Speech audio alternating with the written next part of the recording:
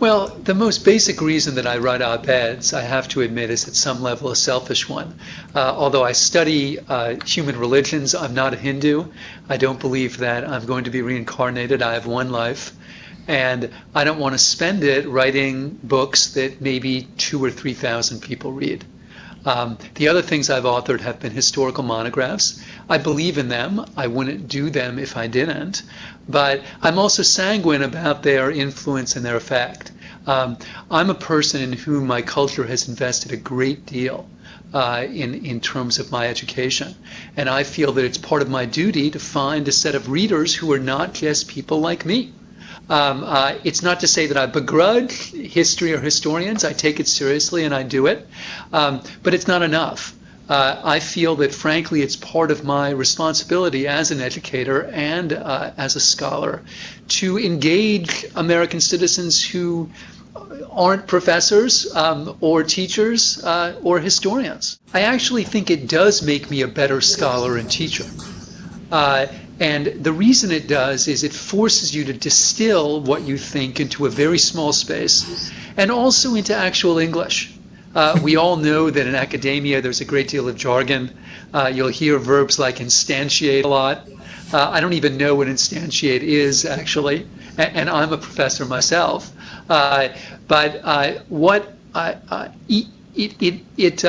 The discipline of writing op-eds, I think, forces you to distill in your own mind the essential point you're trying to make, and then also to express it in a way that people who aren't just like you can understand.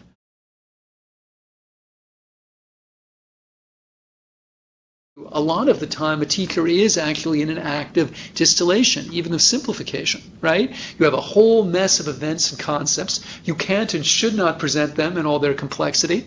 You do have to pick and choose. You do have to focus in on a couple themes. And you do have to express your point of view and also hopefully trigger discussions and dialogue in language that people unlike yourself can understand. And actually, the op-ed gig does all those things for you. One of the things that the education debate lacks right now is the voice of teachers. There are, 3 million teachers in the United States? And education has become such a hot button issue. It's become a federal issue. I mean, No Child Left Behind is so new that I think a lot of people don't realize how radical it is. And by radical, in a small r radical, just a departure from the past, right? An enterprise that historically has been exclusively really a state and local concern. Now you have the federal government saying, oh, we have to test the kids in 3 grades in English and reading. We're going to attach all sorts of goodies and negative sanctions to the outcome. We're going to disaggregate the test scores on race. And the Fed's doing that. It could be good. It could be bad. It's probably both, but it's enormously different. And what that means is it's made education a national issue in ways that it never has been in the history of the country. But I'm astounded that when I open up the newspaper, I almost never hear the voices of teachers talking about it. Almost never.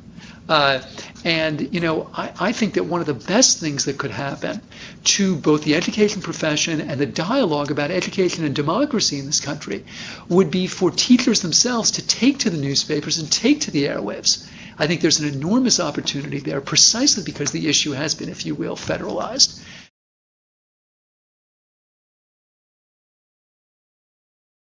I think the most important thing if you want to get into print is finding what journalists call a news peg.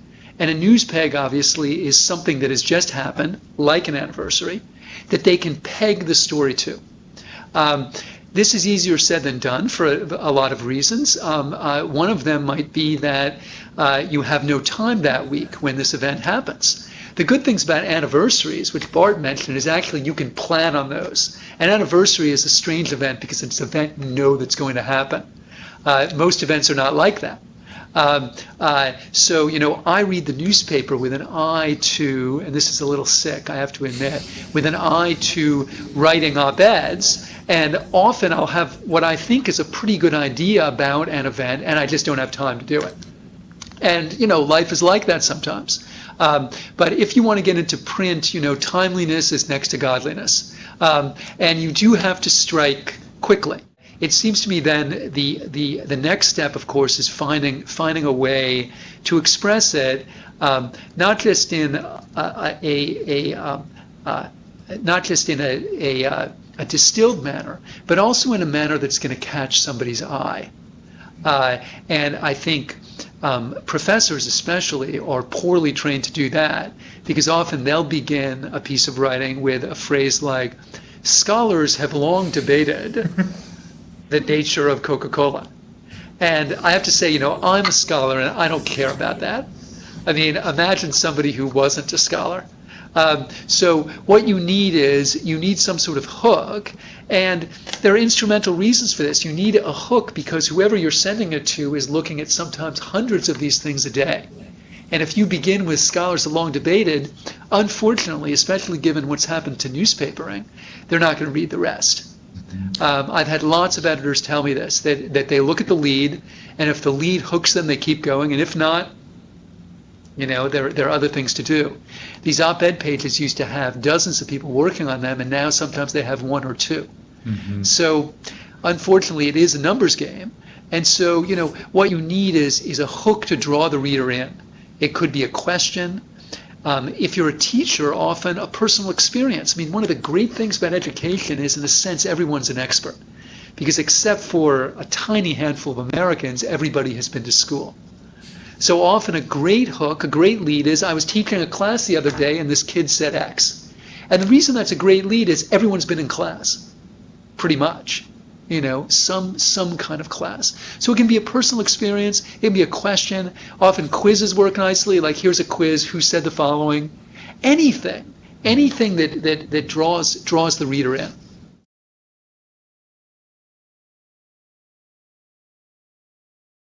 The most basic rule for op-eds is 750 words. That's not an ironclad rule because venues will differ, but that's kind of the standard expectation. And so if you come in much longer than that, that's a turnoff. There are some papers now that have gone smaller. The San Francisco Chronicle is 550 words. But between 700 and 800 words still remains kind of the gold standard. And it's not a lot of words. And part of the discipline, of course, is fitting yourself into that. I think that we all tend to go longer than we need to. And op-ed writing is a good way to train yourself to go shorter. And also I think, to realize that in 750 words, although you can make an argument, you can't sustain it with a wealth of evidence. What you have to do is choose a few pieces of illustrative evidence. Here's a study, or since I'm a historian, often I'll have an event or an episode or a quote that hopefully illustrates the trend that I'm describing, but it's not a proof, right? And it's not a book. What you need are a couple of brief examples that help the reader see, that illustrate your point of view.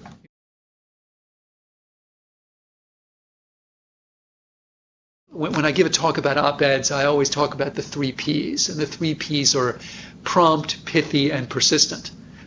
Prompt, that is, writing as close to a news peg as you can and building it on that news peg. Pithy, a brief lead and keeping yourself within the word count. And then something we'll talk about later, persistent, which is if somebody says no, you have to send it to somebody else. I always tell people that within your second graph, or at least your third, you should have something that journalists call the nut graph, which is the Zimmerman point. Journalists have an expression called burying the lead. And if you bury the lead, unfortunately, you'll be in the same category as the guy who writes "Scholars have long debated." Because they'll be reading it and they'll say, okay, this happened, this happened, this happened, but what's the point here? So if you think of the lead as kind of the first couple paragraphs, really within your second or third paragraph, you have to have the point you're trying to make. The other thing that I really want to emphasize is a paragraph is very different in this format. When you're writing, you can have a paragraph that takes up a whole page of manuscript. That is when you're writing a book length kind of thing, or something for an academic audience. So in, regular font and regular margins, you can have a paragraph that's a whole page. You can't do that in this venue. And in journalism, a paragraph is either, one sentence or two short ones.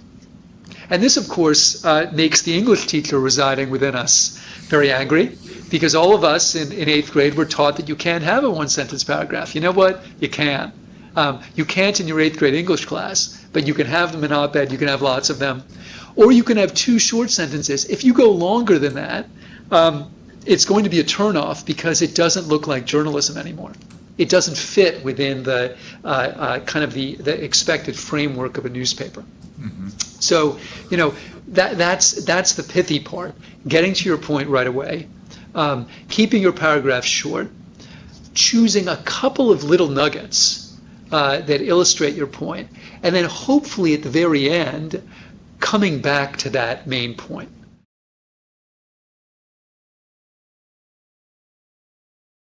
The most important thing, strangely, is to paste it into a message rather than as an attachment. Again, because of the way that newspapers have hemorrhaged money and have laid off people, every second counts. And so it's going to take them more time to open attachment, and because some computers don't play with each other, sometimes they can't open the attachment.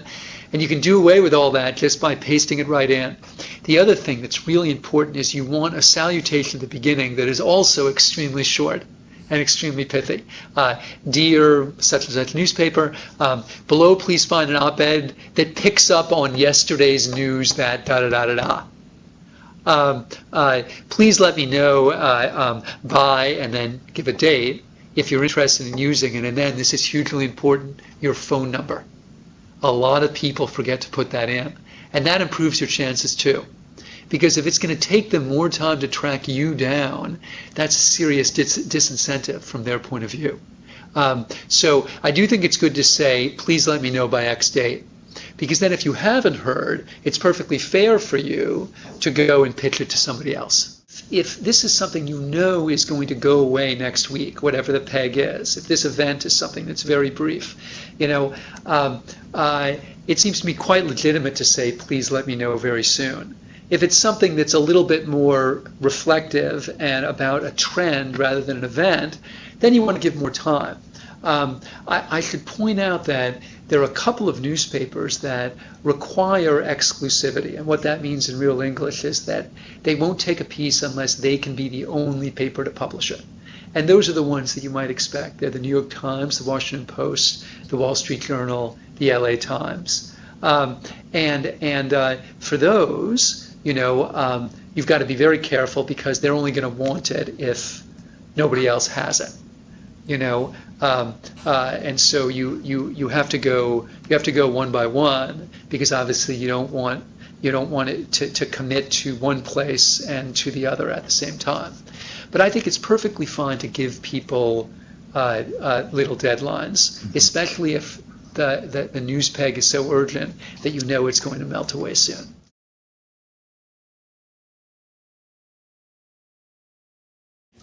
A very common question is, who should I submit to? And, it depends on obviously who you are and what you're writing about. But I think there are a couple things to keep in mind. First of all, you should be looking at the news coverage of the newspapers. If a paper has been really hot on a certain issue, well, send it to them and say, since you've been reporting about this news peg, right, I thought you'd like X. Okay, obviously, if the event you're writing about happened in or near that place, that's an obvious one. If it's about a politician who's from there, that's an obvious one.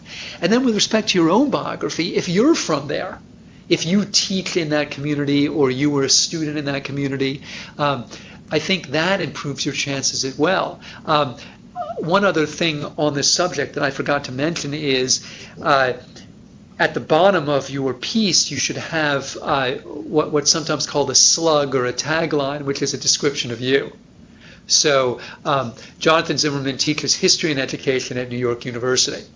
That's normally what you'll see from me. But if I'm writing for the Philadelphia Inquirer, which I often do, it will also say he lives in Narberth, which is a suburb of Philadelphia. If I'm writing about something involving foreign affairs, sometimes it will say he was in the United States Peace Corps in the 1980s, which I was. If I'm writing about something involving K through 12 education, it might say, he taught high school and junior high school in Vermont and Maryland, which I did, right? So you can adjust your slug, what today would be called a profile, based on the content of the piece.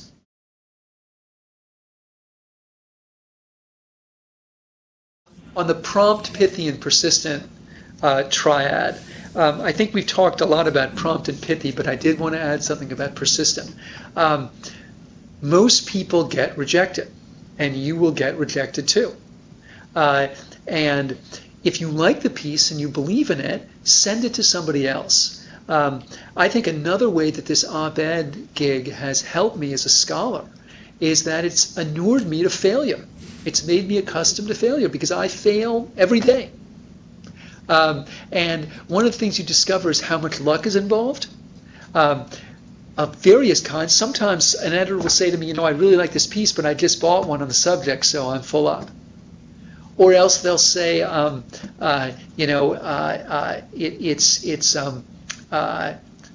it's too late, or else they'll just say, I don't like it, even though they liked your last one, which was better or worse. There's so much that isn't in your hands. But these are incredibly subjective judgments, and they're also depend on a whole range of contingencies that are outside of your hands. So if somebody rejects you, you should not assume it's because you wrote a bad piece. It might be an absolutely wonderful piece that for whatever reason they can't or won't print. So send it to somebody else, and it will get picked up somewhere. That does add time. I mean, it adds time for you, but it also, I think, is really healthy in a sense that because it ends up reminding you over and over again that all you can do is your best. And a lot of the other things are deeply subjective and contingent and outside of your hands, and you just kind of keep going.